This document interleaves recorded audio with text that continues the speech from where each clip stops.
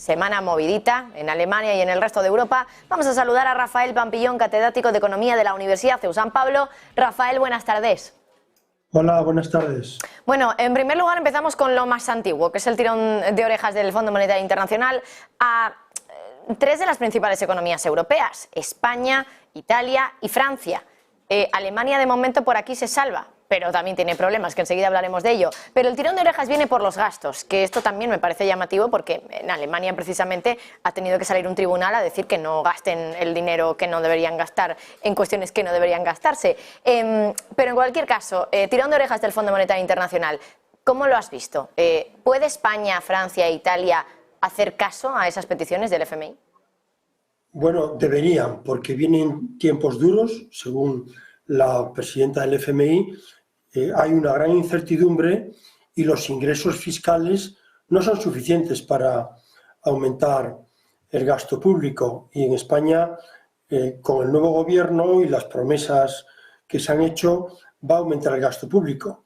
Desgraciadamente, se quiere hacer recaer esa imposición sobre los ricos, pero los ricos se van. En el mes de octubre hubo una salida de 10.000 millones de euros de depósitos que había aquí en España y se fueron a otros países donde hay más seguridad jurídica. A mí me parece que lo que está diciendo el FMI es muy correcto. Estamos en un momento en que tenemos que tener oxígeno para poder hacer frente a otra posible situación crítica. Es más, yo creo que ya estamos en un punto de giro, que estamos en una coyuntura donde se nota en los datos del PMI, en los datos que da la contabilidad nacional, los que conocemos de la situación coyuntural de la economía española, italiana, francesa, que la cosa no va bien, que el crecimiento va a la baja, que si Alemania no tira y crece negativamente como creció el trimestre anterior, pues no nos va a comprar. Y entonces eso son menos exportaciones y menos ingresos fiscales. Por tanto, lo que hay que hacer es intentar reducir el gasto público. Esto también se lo ha pedido hoy de una manera mucho más sutil Luis de Guindos a los gobiernos. Decía, nosotros los bancos centrales somos culpables de muchas cosas, pero de que la política fiscal no se haya restringido como tenía que hacerlo, no somos culpables. Es evidente, ¿no? Porque un banco central no es un gobierno. Pero en cualquier caso, esto me llama la atención que se produzca en un momento donde además tenemos el problema de Alemania con su presupuesto, problema que quieren resolver de una manera un poco dudosa, ¿no? Con ese presupuesto suplementario que sería para 2023, con el que romperían, suspenderían ese freno de deuda por cuarto año consecutivo, si no recuerdo mal, 2020, 21, 22 y 23, así que sí, por cuarto año consecutivo ya, algo que en Alemania no se estila precisamente.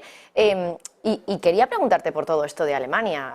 Al final, Rafael, lo que está pasando, sale Scholz ahora también a intentar tranquilizar a la población, lo que está pasando, que incluso ha tenido que salir el Tribunal Constitucional a parar un poco lo que estaba haciendo el gobierno.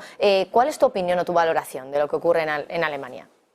Bueno, Alemania está en una crisis producida en parte por los costes de la energía, con la guerra de Ucrania. Tenía un gas súper barato a través del Nord Stream 1 y el Nord Stream 2 y ahora tiene que traer gas de Estados Unidos, tiene que traer carbón de otros países, paga mucho por los derechos de emitir CO2, derechos de contaminación, y Alemania está en una crisis en que la gente, además, la gente buena se está yendo y que no encuentran buenos profesionales.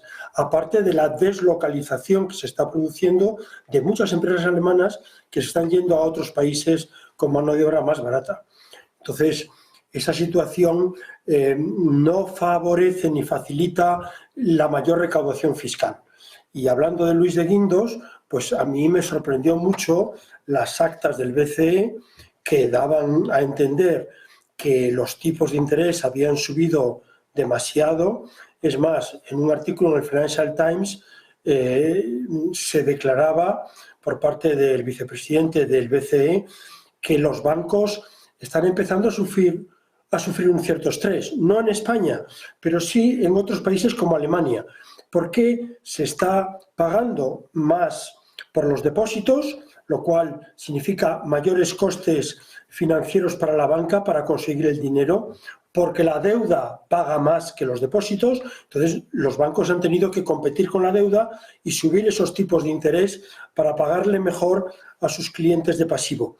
A esto se une un aumento de impagos, un aumento de la morosidad, que aquí en España se nota mucho menos, pero que en el resto de Europa sí.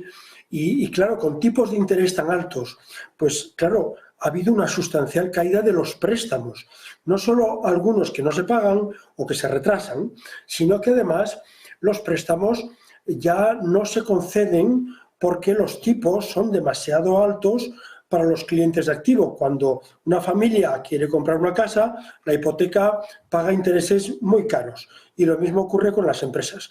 Y eso corta de alguna manera la actividad de la construcción, la actividad empresarial de las economías. Si los bancos además tienen dificultades, estamos en un momento complicado. A mí me parece que los tipos de interés seguirán estando en el 4,5 aquí en la zona del euro, por supuesto en Estados Unidos también en el 5,5, no subirán más los tipos y a partir de abril, mayo, según los mercados, o la segunda parte del año, veremos que empezarán a bajar los tipos, porque esta política monetaria tan restrictiva y unos tipos de interés tan altos que tienen un retardo a la hora de actuar y por tanto todavía no han actuado suficientemente, y cuando actúen va a suponer un frenazo mayor en la economía. Vamos a ver bajadas de tipos no bruscas, de 0,25, 0,50, empezarán a bajar los tipos para animar la economía. En este sentido, el Banco Central Europeo tiene capacidad para hacer frente a una crisis porque puede ir bajando tipos. En cambio, los que llevan las políticas fiscales lo han hecho mal y ahora pues tienen poco recorrido para aumentar el gasto si viene una crisis, y lo que le está pidiendo el FMI no solo es que no aumenten el gasto, no, que equilibren más los presupuestos.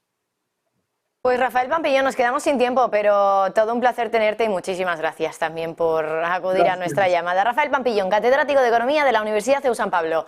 Un placer. Pasa buen fin de semana, Rafael. Igualmente, buen fin de semana. Bueno, pues nosotros ya nos despedimos. Les recordamos que en una hora cierra